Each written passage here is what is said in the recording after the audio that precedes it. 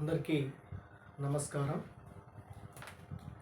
అయితే ఈరోజు మనము డిగ్రీకి సంబంధించి అంటే సెకండ్ ఇయర్కి సంబంధించినటువంటి మూడో సెమిస్టర్లోని మొదటి పాఠ్యాంశము ధర్మరాజు యొక్క వాక్చాతుర్యాన్ని మనం ఈరోజు చెప్పుకోవడం అనేది జరుగుతుంది. మనము ఎన్ని పాఠ్యాంశాలు ఉంటాయని చెప్తున్నామండి. ఫస్ట్ ప్రాచీన విభాగంలో మనకు 3 పాఠ్యాంశాలు ఉంటాయి. తర్వాత ఆధునిక విభాగంలో కూడా మనకు 3 పాఠ్యాంశాలు ఉండడం అనేది జరుగుతుంది. తర్వాత నెక్స్ట్ వచన విభాగంలో ఒక పాఠ్యాంశం అనేది ఉంటుంది.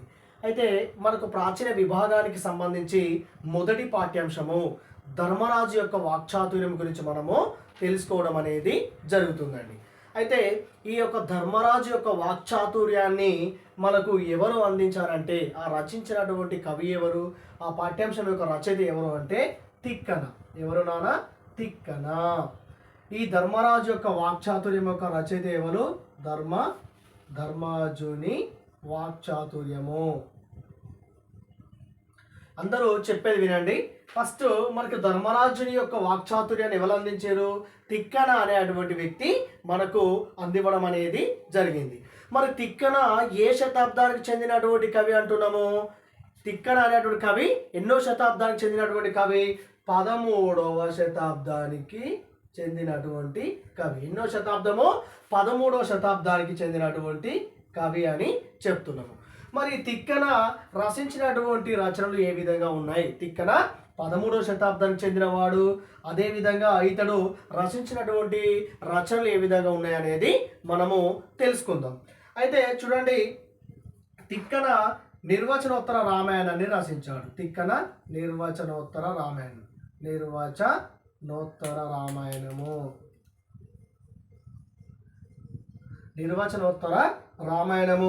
అదేవిధంగా మహాభారతంలోని విరాట పర్వాన్ని మొదలుకొని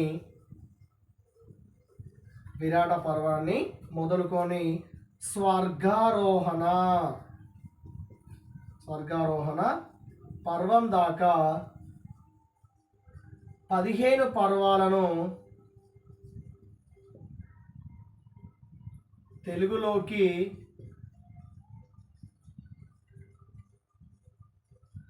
అనువాదం చేశాడు. ఓకేనా? ఫస్ట్ మనకి ఇక్కడ ఏమని చెప్తుండండి? తిక్కన అనేటువంటి కవి 13వ శతాబ్దానికి చెందినటువంటి కవి. ఈయన ఎన్నో శతాబ్దం అంటున్నాం మనం ఇక్కడ? 13వ శతాబ్దానికి చెందినటువంటి కవి. ఈయన ఏ రామాయణాన్ని రచించిండు? నిర్వచనోత్తర రామాయణాన్ని రచించడం అనేది జరిగింది. దాంతోపాటు మహాభారతంలోని విరాట పర్వంలోని స్వర్గారోహణ పర్వం దాకా ఎన్ని పద్యాలు అంటున్నా? 15 పర్వాలను తెలుగులోకి అనువాదం చేసినటువంటి కవి ఎవరు అంటే తిక్కన అని చెప్పేసి చెప్పుకోవడం జరుగుతుంది. అంటే మనకి ఏమని చెప్తుంది ఇక్కడ? నిర్వచనోత్తర రామాయణాన్ని రచించిండు. అదేవిధంగా మహాభారతంలోని విరాట పర్వాన్ని మొదలుకొని స్వర్గారోహణ పర్వం దాకా 15 పర్వాలను కూడా మనకు తెలుగులోకి అనువాదం చేసినటువంటి కవి ఎవరు అంటే తిక్కన. మరి చూడండి, తిక్కనకు సంబంధించినటువంటి యొక్క కవి పరిచయం తెలుసుకున్నామండి. ఈ కవి పరిచయంలో కవి పరిచయం ఏ శతాబ్దానికి చెందినవాడు, అతని యొక్క రచనలు ఏంటో మనము తెలుసుకున్నాం. మరి పాఠ్య భాగం యొక్క నేపథ్యం మనకి ఏ విధంగా తెలియజేస్తుంది? ఓకేనా? చూడండి,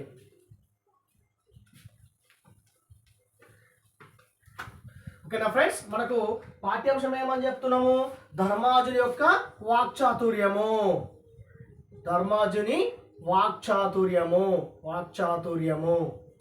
ఓకేనా? ఈ ధర్మాజుని వాక్చాతుర్యము మనకి ఏ విధంగా తెలియజేస్తుంది, అదేవిధంగా ఈ పాఠ్యభాగ నేపథ్యం ఏ విధంగా ఉందనేది మనము తెలుసుకుందాం. రైట్? ఓకేనా? ఇక్కడ చూడండి, శ్రీకృష్ణుడిని అంటే ధర్మరాజు అదేవిధంగా పాండవుల యొక్క పెద్ద కుమారుడు అయినటువంటి ధర్మరాజు, ఇటు కౌరవులు, వీరి మధ్య జూదంలో ఆడుతూ వీరు ఆ యుద్ధంలో ఓడిపోవడం ద్వారా అరణ్యవాసం అనేది చేయడం అనేది జరిగింది.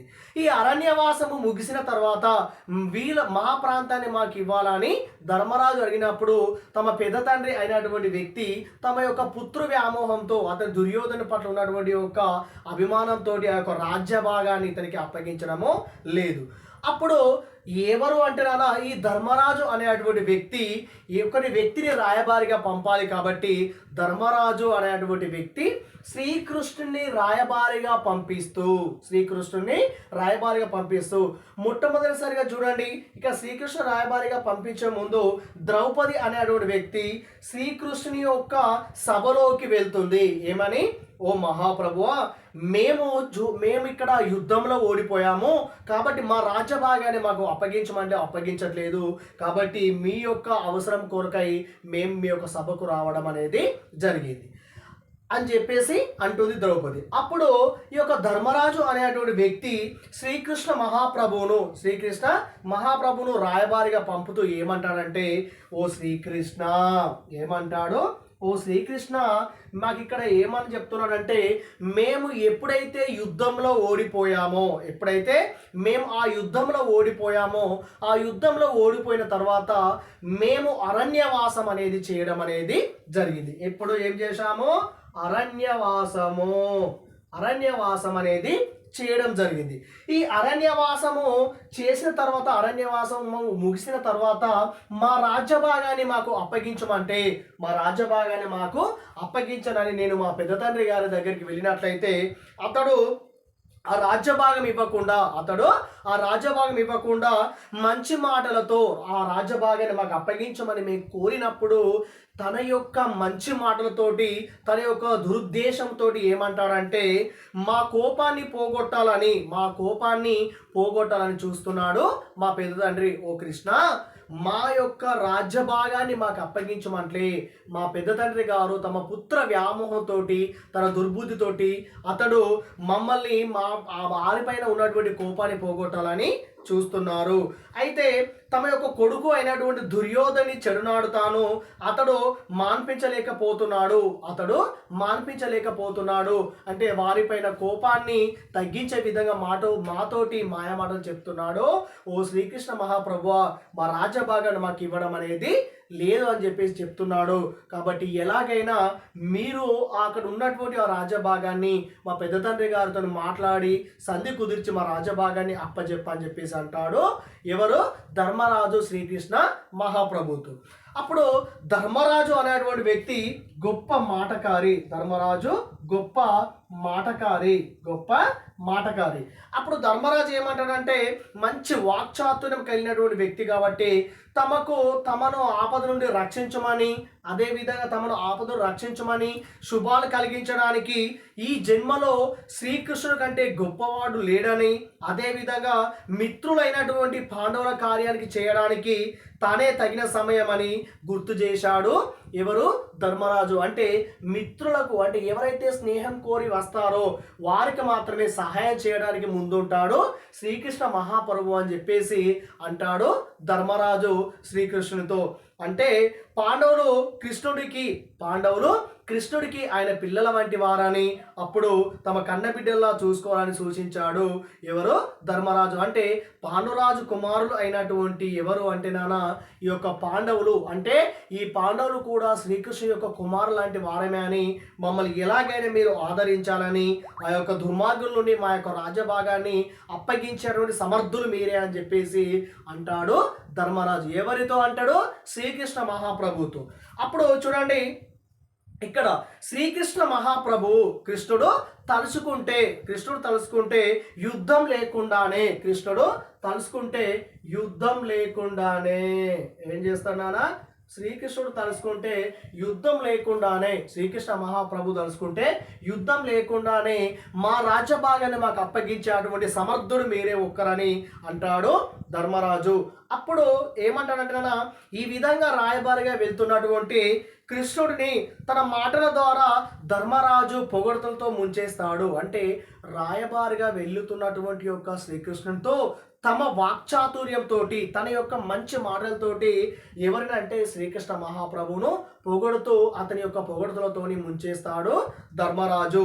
అప్పుడు కృష్ణుడు మంచి చేసుకున్నాడు, తన ముందే చెప్పినట్లు 5 ఊర్లు ఇస్తే చాలన్నాడు. అంటే మేము ఎప్పుడైతే కావాలని కోరుతున్నామో ఆ 5 ఊర్లను మాత్రమే, తమ యొక్క మిగతా ఊర్లు మాకు అవసరం లేదు. శ్రీకృష్ణ మహాప్రభువ, మా సగరాజ్య భాగాన్ని మాకు 5 ఊర్లు ఇస్తే ఆ ప్రాంతాన్ని మేము పాలించుకుంటూ మా ప్రజలను కష్టాల్లోకి రాకుండా వాళ్ళ సుఖ సంతోషాలతో మేము పాలించుకుంటూ ఉంటాము.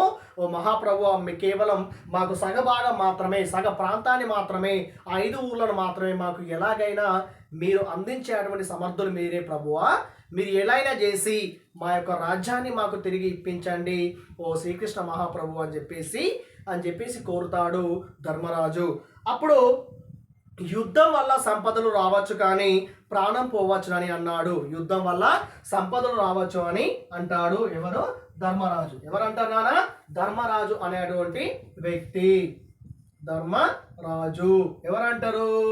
ధర్మరాజు ఎవరంటున్నానా? ధర్మరాజు అనేటువంటి వ్యక్తి ఏమంటాడు ఇక్కడ?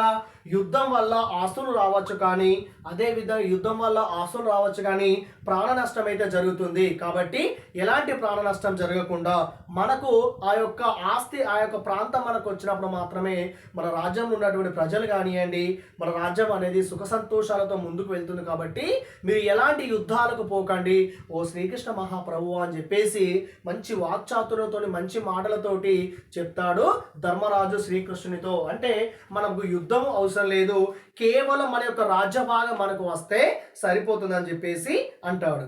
అయితే ధృతరాష్ట్రుడు కొడుకుపై ప్రేమతో ఏ నిర్ణయాన్ని చెప్పకపోయినా, ధృతరాష్ట్రుడు కొడుకుపై ప్రేమతో ఎలాంటి యొక్క నిర్ణయం చెప్పకపోయినా సంధి కుదరదని, తెగదెంపకు తొందర పడవద్దు అని హెచ్చరిస్తాడు ధర్మరాజు. ధృతరాష్ట్రుడు అనేటువంటి వ్యక్తి తన యొక్క కొడుకు యొక్క వ్యామోహం గురించి, కొడుకు యొక్క స్వార్థం కోసము, అతని యొక్క స్వార్థం కోసం ఎలాంటి యొక్క సంధి కుదుర్చకపోయినా కానీ మీరు తొందరపడద్దు ఓ శ్రీకృష్ణ మహాప్రభువ అని అంటాడు. ఎవరు నాన్న? ధర్మరాజు అనేటువంటి వ్యక్తి. మీరు ఎలాగైనా సంధి కుదిర్చండి కానీ ఒక్క విషయంలో కూడా మీరు తొందరపడవద్దని చెప్పేసి అంటాడు ధర్మరాజు. అంటే మనకి ఇక్కడ ఏమంటుంది? ఇక్కడ మనకు కావలసినటువంటి యొక్క మన ప్రాంతాన్ని మాత్రమే మనకు తీసుకొచ్చే విధంగా మీరు ప్రయత్నం చేయండి, కానీ ఎలాంటి విషయంలోనైనా ఆ ధృతరాష్ట్రుడు మిమ్మల్ని రెచ్చగొట్టే విధానం కల్పించినా కూడా మీరు ఎట్టి పరిస్థితుల్లో కూడా తొందరపడకండి. కేవలం మన యొక్క రాజ్యభాగము, మనం ఏదైతే కావాలంటున్నామో ఆ రాజ్యభాగాన్ని మాత్రమే మనకు తిరిగి ఇవ్వండి అని మీరు కోరండి అని చెప్పేసి అంటాడు ధర్మరాజు శ్రీకృష్ణునితో. అప్పుడు శ్రీకృష్ణుడు ఏమంటాడంటే, తమ మనసులోని బాధలు తీర్చడానికి కృష్ణుడే తగినటువంటి వైద్యుడు అని కూడా కృష్ణుని పొగడ్తలు అనేది చెప్తాడు. ఏమంటాడా ధర్మరాజు? ఏమంటుండు ఇక్కడ చూడండి. ధర్మరాజు ఏమంటుండంటే, మేము అంటే మా యొక్క బాధలను తీర్చేటువంటి వ్యక్తి మీరు మాత్రమే. అంటే మాకు ఎలాంటి సమస్యలు వచ్చినా ఒక వైద్యులాగా మా యొక్క సమస్యను తీర్చేటువంటి సమర్థుడు ఎవరు అంటే మీరే అని చెప్పేసి, అంటే శ్రీకృష్ణుడు మాత్రమే ఒక వైద్యుడు లాంటి వాడని, ఎలాంటి సమస్యనైనా ఆ యొక్క సంధి కుదిర్చడానికి మాత్రమే ప్రయత్నం చేసేటువంటి వ్యక్తి కృష్ణుడే అని చెప్పేసి అంటాడు ధర్మరాజు. అప్పుడు ఏమంటాడో చూడండి నాన్న.